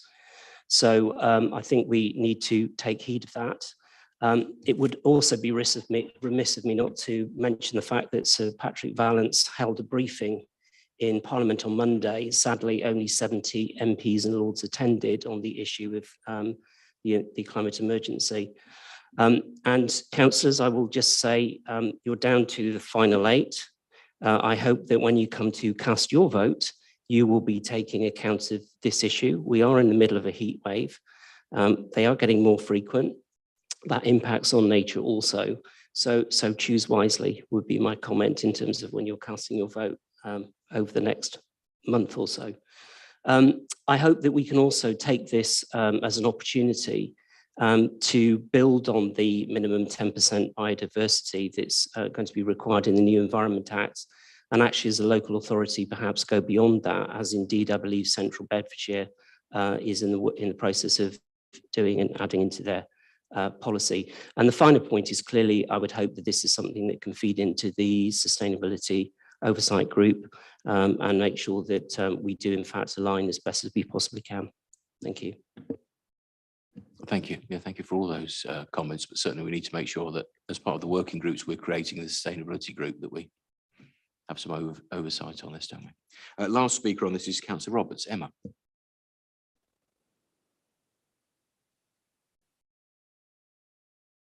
Thank you, Chair. I won't go over Jonathan's points around the net biodiversity gain, the link to planning there that comes from the Environment Act, and welcome his call for the sustainability group to see this as part of their actions. There's a point made at 7.1 of the report that says we've received 16,000 in burdens funds already, but it doesn't say what that's been spent on when dealing with the report. So I wondered if that question could be answered. I completely welcome the concept and the recommendation, and the potential for us to strengthen our biodiversity duties is clear. But early work, in my opinion, should be done to identify sites that we can introduce as being biodiverse areas or climate havens particularly within our urban locations where people might not have access to so many biodiverse areas. At the Tree Policy Task and Finish Group this last week, we've talked about introducing urban food jungles and parklets. If you don't know if any of you have seen, but you can make an absolutely excellent garden out of a skip in an urban location. Alleyways are being transformed in other areas into really huge wildlife havens. I think there's a huge amount of work that we can do, and we can build on this strategy to say that those areas that are potentially affected by antisocial behaviour or fly tipping can really benefit from things like this strategy and the potential funding that comes forward. So hugely recommend it. But I think that early mapping exercise to understand the areas that we've got that could be potentially used for these things should be done, so that if we get this and we know then have access to funding, we're already in front of the game and we're already able to access that funding quickly. I'd hate us to be in a position where funding was available, a bit like the levelling up stuff, that through no fault of our own, because of the government criteria set around that funding, you can only put certain applications forward. So I'd like us to be ready. So I think if we haven't yet spent that 16k on too much, then maybe we could do something with that. Final point is all of these strategies need to be absolutely linked up. I've still got a real concern about areas working in silos and not understanding how the funding's supporting each other. I'm real concern over that. And I think we've got to understand how our contracts impact these kind of projects as well, and any nature recovery strategy. If you've got a contract with a provider, which was raised by another councillor to me recently, Councillor Davenport raised it, in respect of the herbicides and the glyphosate materials that we're using, and damage that's been done to wildlife, potentially. I have no formal evidence of that, but damage that's been done to wildlife as a result of the use of those products. Yet it would be hugely expensive for us to change that process with ID Verdi. But if we're going to start doing things like this and the sustainability strategy, we need to look at what that's going to cost us and how we're going to factor that into our future budget. So hugely welcome the recommendation, but encourage as much as possible forward work that we can do on this project. Thank you. Thank you. Thank you, Emma. And thanks to everybody really for the comments made, most of which are points specifically made. I'm not sure if there's much initially to respond to. Simon, was there anything you picked up? I know you've been involved in this. Anything you picked up you might want to comment at this stage? I think I probably ought to respond to the question, what's the money been spent on? Aware of it, yeah. And the simple answer is it hasn't been spent yet. What we're seeking to do is create a post, which we discussed with the portfolio holder, which would actually address some of the points that were made about building expertise into the organisation as well, because we need the resource and the expertise in order to carry this forward in the best way we can. Okay. Thank you, Simon. That's helpful. Any other comments or questions on this one at all? Rebecca. Thank you, Chair. I just raised Cabinet's awareness. I went to see something called the Newt Compensation Scheme that's operating in West Northamptonshire, which is a biodiversity net gain system, so that rather than large developers doing their own sort of half-baked schemes on site, they contribute to a scheme which is sort of coordinated by West Northants into a particular site which isn't open to the public, but where newts are, and great crested newts are encouraged. And it was an absolutely fabulous example of what you can be done if you've got the will and you've got a single organisation overseeing the activities of diverse groups. But actually, interestingly, the site can't be made available or open to the public because of the impact of human activity on biodiversity gain in many instances. So something I hadn't realized was that when the public have access to, for example, water, their dogs go in the water, and flea treatments on pets affects the water, and that affects the biodiversity in the water, something I hadn't ever thought of. But it is a very good example of what can be achieved. And in fact, the environmental organization that's overseeing it on our behalf is going to do a presentation at one of my planning matters later in the year, which will be an interesting example of this at work. That sounds fascinating. Look forward to hearing that. Thank you. Adam, you want to make a comment? Yeah, thank you, Chairman. Just to, I think, highlight the fact that use of herbicides and other chemicals is a concern across the West Northamptonshire area. I happened to receive an email from one of my own residents just today who's concerned about the use of herbicides by the contractor serving the old South Northants area. So I will be raising that with the portfolio holder and others who have the ability to look into these. You know, we do need to ensure that anything that the council is procuring and using is compatible with this sort of strategy, and do also agree with some of the comments made by Councillor Harris about the times in which we're living. I was only the other day reading a report about the impact of climate change on northern Italy, where they're suffering extreme droughts and people are really suffering very badly, and we have 36-degree temperatures forecast for this Monday. If you look at the highways reports that are being circulated to members, we're looking at road surface temperatures of in the mid-50s degrees centigrade. All of this, incurs cost, incurs suffering, especially for elderly people and the very young. And we need to continue in the direction that we set as a leadership team at West Northamptonshire Council, in being fully engaged in not just biodiversity but sustainability and our quest towards net zero as a council. Absolutely. Thank you, Adam. Those points are well made. Fiona. Thank you, Chairman. I just wanted to pick up on what might have seemed to be quite a light-hearted comment from Councillor Roberts, because I too saw the gardening in a skip item. And actually, for our very urban area and some more deprived areas that showed this is done in London, it was actually had a really big impact on the mental health of the people around, because they were all able to get out and do gardening together. The children joined in as well, and they all said how beneficial it was for their mental health. So that's a kind of cost-saving thing if we look at it in that way. And it was just a really scrappy rundown square with lots of rubbish, where they had put some skips in for people to grow vegetables, etc. So it seems a light-hearted quip, but it could be something that would make a difference to certain areas. Okay. Thank you, Fiona. Thank you very much. Any further comments or queries on this item at all? No, in which case the recommendations of section 3, it's just recommended that we are agreeing to West Northampton Council accepting the appointment as the responsible authority for the local nature recovery strategy. Can I ask you to confirm your agreement? Is that agreed? Agreed. Thank you. Thank you very much.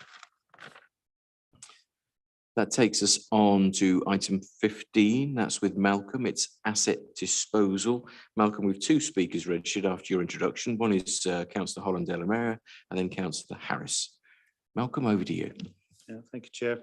Well, this report is, as much as anything, a bit of a tidy up operation. A few long-standing issues of we're looking to clear up. The first is the parish council transfers, and I think the report indicates that very, very clearly. It has been a bit of a bone of contention for a little while, but I think we put the cap on that. And the other one I think that's significant is the estate shops. This is really a legacy from the borough, where promises were made, and of course the new council, everybody got very worried that it wasn't going to happen. So anyway, I'm very pleased to say that Simon's got a grip of this, and these are now up for offers, and hopefully that the occupiers will become owner occupiers. And my own experience of small shops is that they're very difficult to make a living out of. And if they're owner occupiers, then of course they've only got one profit to make and no landlord. So it's a good thing all around, I think. One or two other items on here, as you can see, which I think are self-explanatory. And the one or two items around Daventry. Well, nobody knows Daventry better than Simon, so I'm not going to speak for him on that. So I think I'll leave it there, Chair, and see what the speakers have to say and any questions. Thank you. Okay, thank you. Keith, your first speaker. Thank you. Over to you.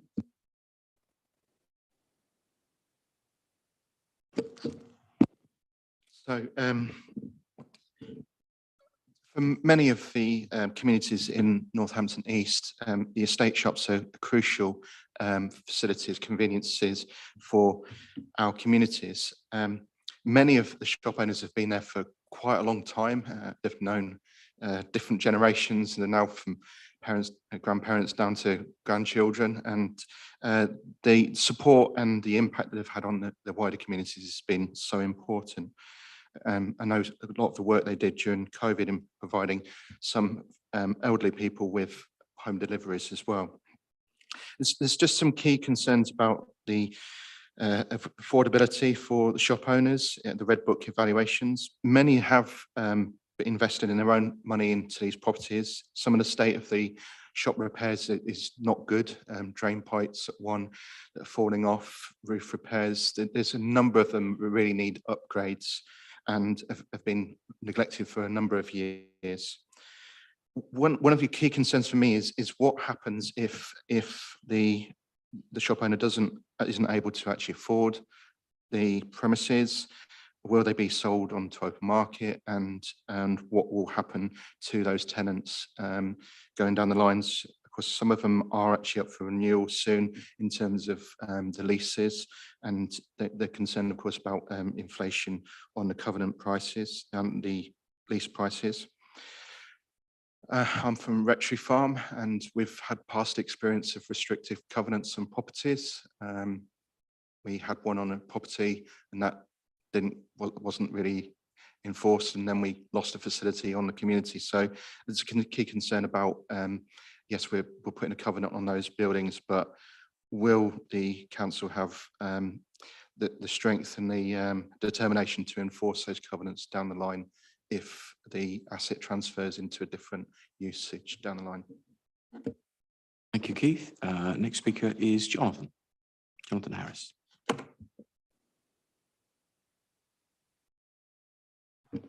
Thank you, Chair. It's just a brief point. Councillor Longley, you mentioned this is largely about some long-standing issues and a tidying up exercise effectively. It's a broader question from my point of view is, are there any further assets or parcels of land that the council has in mind to pass to parishes? And the second point to that is that something that parishes can communicate an expression or a desire to do so? Or is this literally just a one-off for some specific issues? Thank you. Okay, well, let's deal with that one first of all. No, it's not a one-off. This is a never-ending story. So as items come and go, I mean, Simon probably commented on it later, but there's always it's always a moving feast, and there's no absolutes here.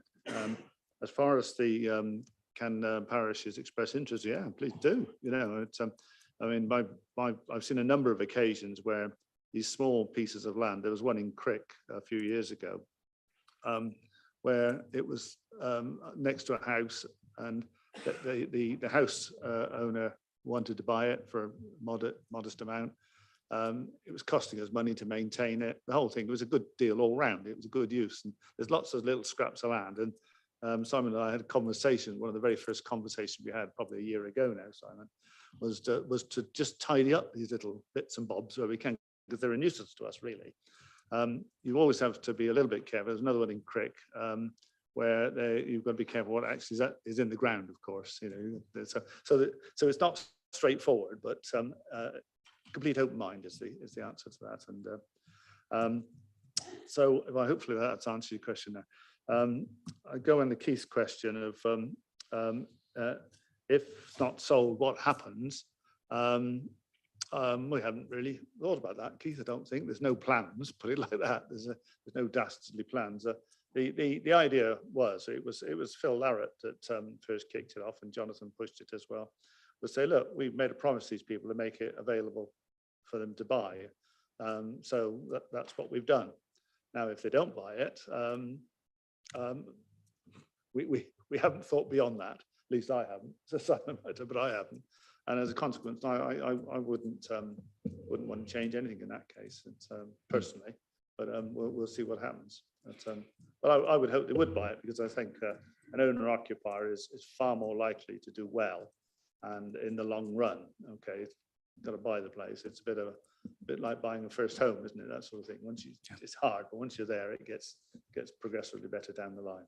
So does that hopefully answer your question? Yeah. And just a further comment on that. Thank you, Malcolm. As you say, likes of myself from the borough, we're largely talking about some estate shops that were in the borough. And these are really well loved and used, mainly local amenities. But actually many of these buildings are well overdue maintenance. Many of them are flat roof structures and all sorts of things. There's quite a cost waiting. And I don't think there's any doubt that the quality of the amenity by an owner occupier, many of them plan to invest quite significantly to make it a much more attractive thing locally. You cannot completely determine the future. Many of us wouldn't have foreseen the huge impact of town centre retail, so you cannot be certain.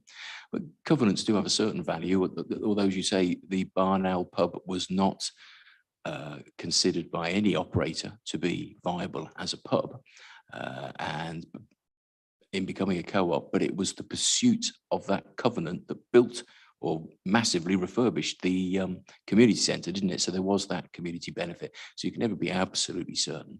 But one thing's for sure, that we'll protect them in so much as that we want that retail, that local retail offer to remain in each. Thank you. Any other comments at all? Were there any questions left over there? Malcolm has commented. Was there anything remaining that you might want to do a comment on, Simon? Thank you, Chairman. There's probably a few points I can clarify on. First, in terms of the estate shops maintenance, that is being addressed as we speak. Effectively, there's been plenty done since West Northampton came into existence to bring those shops back up to standard, and that was considered legitimate, because even if we sell them, they're worth more if they're better maintained than if they're not. So we're not throwing away taxpayers' money by so doing that. And if the shops aren't sold, well, the simple thing is, without authority, they will remain owned by the council, and we'll run them in a professional way, and we'll make sure they're maintained. So, you know, unless there's another decision, that's what would happen. In terms of the rent reviews are not based on inflation, but on what comparables are. Now, that will depend on how profitable this kind of shop elsewhere is. And if the effective inflation is that they're less profitable, if anything, that pushes the rent down potentially.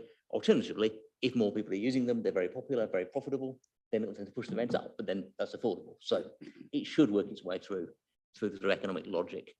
And finally, in terms of the enforcement of covenants, those covenants, it's a choice to enforce them, you're absolutely right. It's quite a bold person who takes on a property with a restricted covenant with a cavalier intention to disregard it. Your solicitor certainly wouldn't advise you to do that. But yeah, there is a risk that people will try and do that.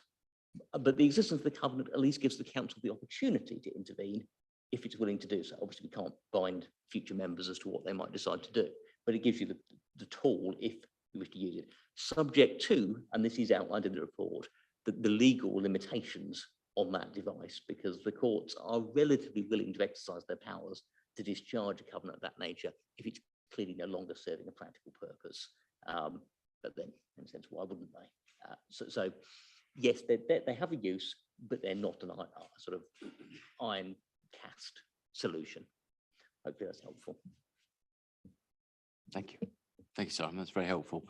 Matt, you were signaling earlier. You got a point on this one? Yeah, I just wanted to say I'm pleased to see the report come to Cabinet, and as speaking as a member of Dustin Parish Council, it's good to see the you know, this getting pushed over the line after a lot of time and effort to get that, and recognise also the ambition of Parish Council to take on these local assets and amenities to provide, hopefully, you know, a nicer environment for the people that they serve. Thank you. Great. Thank you, Matt. Thank you very much indeed. Okay, so on this particular report, there are a lot of recommendations. Let's just direct the Cabinet back to section 3 where those recommendations are. I just ask you to confirm your agreement to the recommendations. Is that agreed? Agreed. Thank you very much.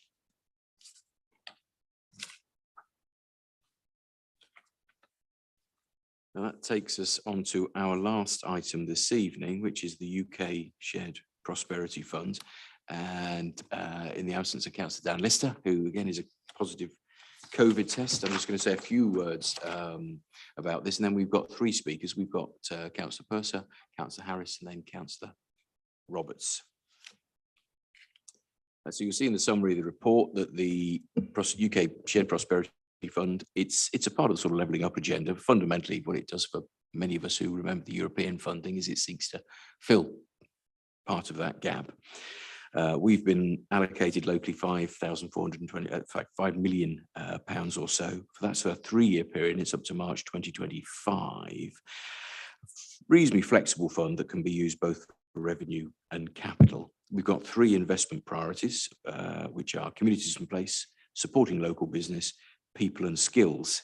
We're required to develop and submit an investment plan outlining which of the 41 recommended interventions will be allocated funding. And that plan needs to go in by the 1st of August. We're required to engage with the community, including stakeholders, members of parliament and others to develop the investment plan. And this has been done. In terms of who those stakeholders have been, West Northampton councillors, town councils, business improvement districts, the Northampton Cultural Compact Group, Northamptonshire Sport, SEMLEP, public health, organisations like Goodwill Solutions, universities, Silverstone Technology Cluster, and a variety of others. So our next steps is a submission on the 1st of August. Final submission will be brought to the 13th of September Cabinet Committee.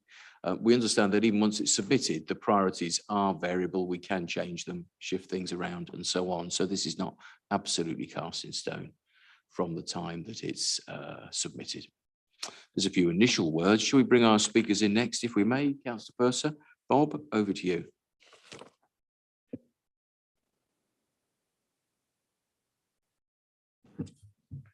Thank you, Chair. I thought this was another excellent report, and I think begins to show some of the benefits of the unitary authority, because it seems to join up a number of themes across the authority that perhaps wouldn't have happened in the past. So I think this is a really good report. In fact, the report may be a better resource than the amount of money we're getting from government, because it can set a theme of a way of working and a way of approaching particular issues that we want to target as an authority that need joining up and need a cross-department and cross-theme approach. I am concerned that it is only 5.4 million over 3 years. That's 1.8 million a year. It's pump priming money, I would have thought, and I hope the authority will use it as a way of joining up initiatives and drawing different pots of money together, working with partners in health, in crime prevention, so that we actually make the best of what is a limited amount of money, so that if we can double our money on projects or quadruple money on projects, that means we can do things much more effectively. Again, the lead time is against us. I think this is one of the problems, that we need people need to get the message to government that we need longer lead times to develop good projects. Good projects, I think, take 3 years to develop. Actually, they need a lot of heads banging together, and a lot of people to improve the way they think about how they're going to do things. And short lead times just doesn't do that. So I make a plea for longer lead times, and also to be sure that we've got the sufficient capacity within the authority to put together, to bring the partnerships together, to make sure we make best use of funds. Thank you, Chair. Thank you. I think you make some excellent points, Bob. Thank you. Jonathan.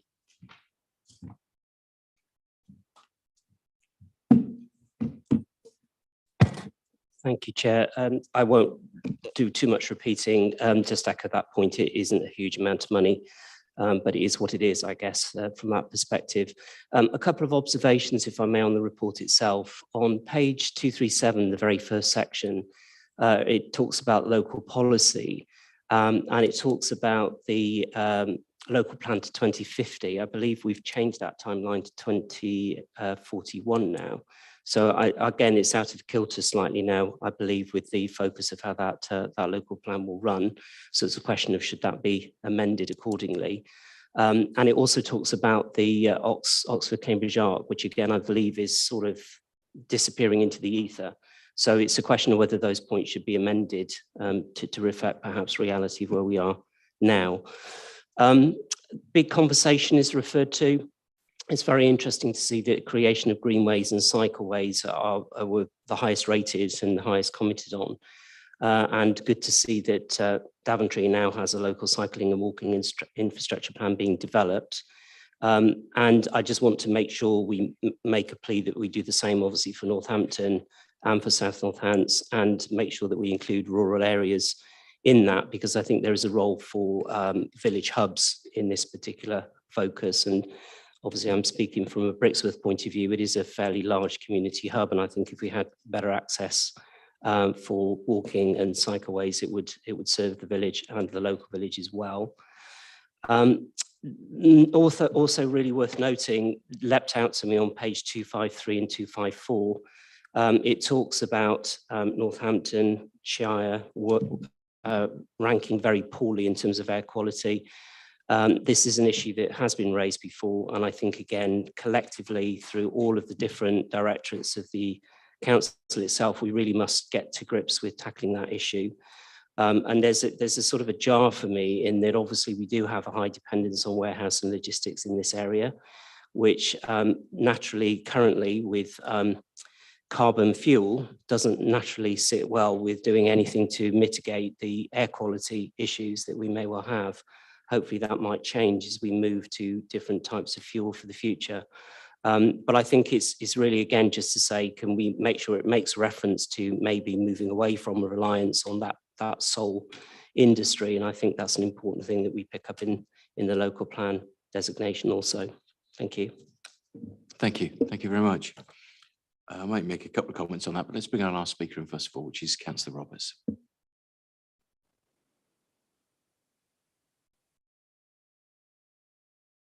Thank you, Chair.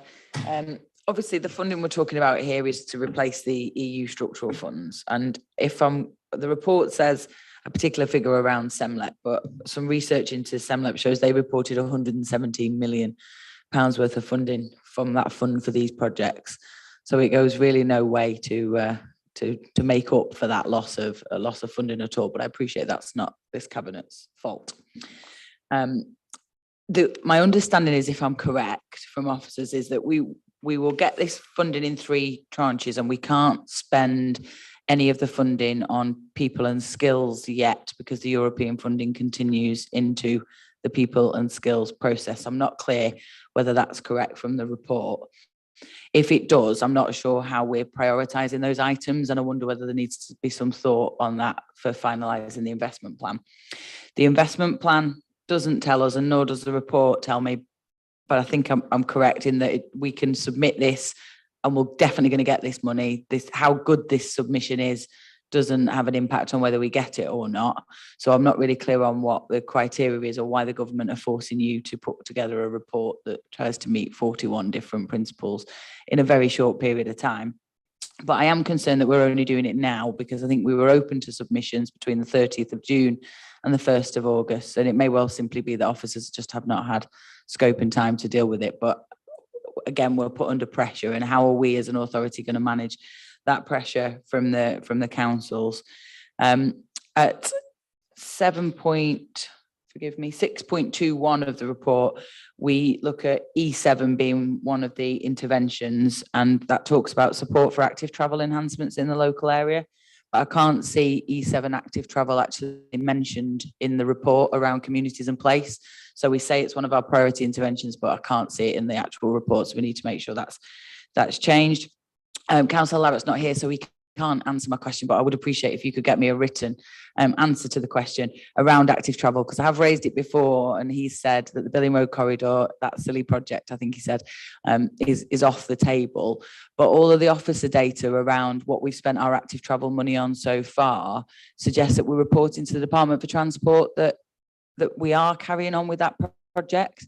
I'd just like to get a real good, clear understanding of what we're doing with our active travel fund so far and how that potentially feeds into this project. We've spent money already on the Billing Road and Rushmere Road, Billing Road corridor, the Rushmere Road junction, which I wholeheartedly welcome. Wish the county council had looked at it hundreds of years ago before I became councillor and before others started campaigning on it, before me as well. But I've got no detail as to what we're going to spend that active travel money on. And if we don't spend that active travel money, we've got to give it back, as I understand it. And I worry that if we're mentioning things like active travel in a report like this and saying we're going to spend on it, but then not using the funding, that's a potential problem for us. My time's up, so I'll leave it there. Welcome all money into the authority, just some concerns about the report content itself. Yep, thank you. Thank you, Councillor Roberts. Picking up some of those points at the end there. Yeah, unfortunately, not only have we not got Councillor out here, but Stuart Timms is not able to be here either, so we can't get an instant answer.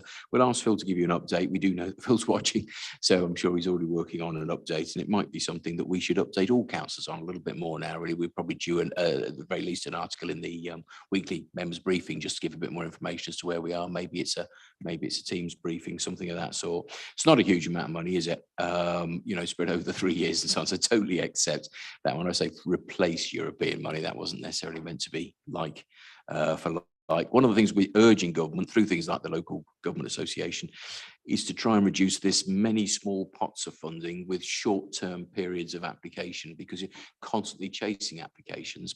Wider pots with longer periods where you can be a little bit more strategic about your planning would suit us better, and that's what we're urging. I think good points on the 2050 plan. I think where we are with that is it's clear that the consultation on the spatial strategy is saying that people want a shorter term period. That of course will go back out to consultation somewhere towards the late autumn now with the volume of those responses. So I guess it's probably not official yet, and it'll then go out as potential change. But no, that's not to say there's no change in the position there. And in terms of the ARC, we know that broadly the government are not quite so engaged. What bothers us there is whether the infrastructure funds would come, but the ARC as a concept is still there in terms of a marketing concept. People have recognised the value that might be in this area. Our job now is to make sure that if there is that value, what we use it to do is to identify, perhaps it's some of the higher skills areas. The warehouses, as you say, come anyway because of our location, and we welcome them and they create employment, but we're not about jobs at any cost. We're about trying to increase the average cost, and that plays into the investment strategy the economic development team are doing. So I'd agree with that entirely. And we have some choices to come over what our role in the ARC is actually, as you may have seen from a recent email that I sent out. That probably addresses some of those points. Any others that I haven't picked up, I think Phil will be listening and we'll try and get some responses back to you on, I think. Chair, could somebody clarify whether or not, no matter how good the submission is, we get this money anyway? Oh yeah, I was going to make a comment on that. I think it's still got to be good enough, but I see Stuart. Stuart, did you want to make a comment? Thanks, Chair. So my understanding is this is a West Northants allocation. In our ability to receive that allocation is orientated around us putting in our submission that meets the requirements. It isn't like there is a general fund that local authorities have got to bid into and we might be unsuccessful. There is a specific allocation for us, and as long as we submit a compliant submission, we will get that resource. Thank you. So it's not so much a competition, but it's got to be a good enough plan, really, isn't it? Yeah. I was trying to understand is, and thank you for that, Stuart, but is whether or not we can be turned down for it or prohibited from access to it because the report's not good enough. Because on that basis, then I'd like somebody more qualified than me, quite frankly, and many of you, to make sure that this report is 100% bang on. Okay, that's a valid point. I think we could assure that's being done. That's being done. So, Adam, you want to make a point? Thank you, Chairman. Cabinet members will will be aware of my slight concerns around E30 under 6.2.2, which is business support measures to drive employment growth. Again, Cabinet members will be aware that we have received a reassurance that this won't just be employment growth in the very generic sense. I made the point at Planning Policy Committee that we shouldn't just roll over and accept that we're doomed to become the logistics hub of Great Britain. We should aspire to more. We should aspire to diversify our local economy and go for higher quality and higher paid jobs. And so I'd just like to place on record the fact that I have received that reassurance that this will be targeted employment growth, and we won't just be engaging in a box ticking exercise whereby a few more jobs in sheds where we have to import labour from other parts of the country will be good enough, because for me that certainly won't be good enough. We need to have far more strategic and a far more targeted approach to our employment growth. Thank you for reinforcing that point, Adam. You're absolutely right. Okay, any further queries or comments at all that anybody would like to chip in? Okay, if not, as usual, the recommendations are at section 3 of the report. Can I just ask you to confirm your agreement to those recommendations? Is that agreed? Agreed. Great, fantastic. Thank you very much. That was our last item this evening. Can I thank all those people who worked hard to prepare excellent reports? Oh, sorry, did you want to make a comment, Rebecca? Thank you. I just want to clarify an answer I gave earlier. I think my glasses needed cleaning, but just for the sake of the minutes, in response to Councillor Pritchard's question, in terms of being out to recruitment, I think I said 5, and actually we're out to recruitment for 7 development control officers. And I didn't even see the planning policy vacancies, and we've got 3 of those which are now out to recruitment. I just wanted to clarify. That's great. Thank you, Rebecca. Thank you. So to sum up, thank you to everybody. Excellent reports this evening. Thanks to all our speakers who've raised some excellent points, to the officers who've been supporting, the cabinet members who've answered those questions and so on. I think we've covered a lot of really, really important stuff this evening. So it's been an excellent meeting. Thank you for attending. Thank you.